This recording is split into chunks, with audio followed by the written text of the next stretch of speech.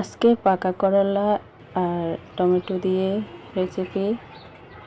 আসসালামু আলাইকুম। আমি এখানে একটা কড়াই বসিয়ে দিয়েছি। পাকা করলা আর পেঁয়াজ তুলে দিলাম। এখন একটু হলুদ দিলাম, স্বাদ মতো লবণ।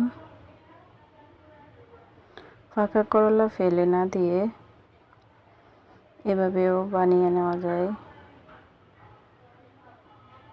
কাঁচামরিচ দিলাম। করলাকে আমি 3 ভাগের 2 ভাগ ভেজে নেব, তারপর টমেটো দেব, বা পুরো ভেজে নিয়ে টমেটো দিয়ে ভেজে নেওয়া যায়।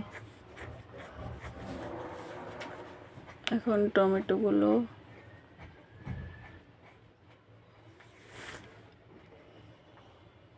ঢাকনা দিয়ে ঢেকে রেখেছি।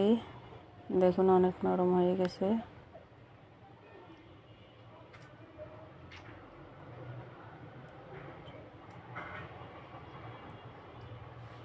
পানিগুলো শুকে ভালোভাবে ভেজে নেব। এখন আমি পেঁয়াজ আর ধনিয়া পাতা দিয়ে দেব, দিয়ে ভালোভাবে নেড়ে চেড়ে তারপর তুলে নেব।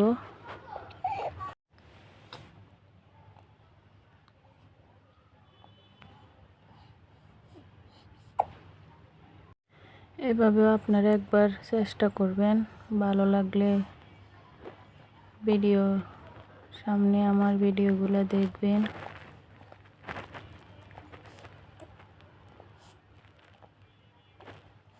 এই যে দেখুন অনেক সুন্দর হয়েছে, অনেক লোভনীয়। আল্লাহ হাফেজ, ভালো থাকবেন।